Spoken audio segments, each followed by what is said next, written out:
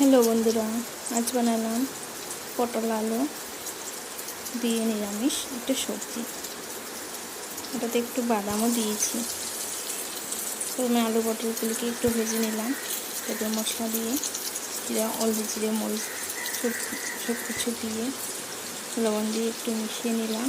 একটু ভেজে ভেজে তারপর একটু সিদ্ধ করতে দিলাম অল্প একটু জল দিয়ে।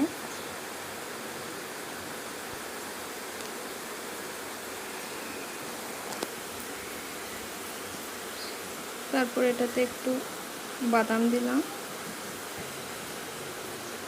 বাদাম দিয়ে আর একটু সময় সিদ্ধ হতে দিলাম।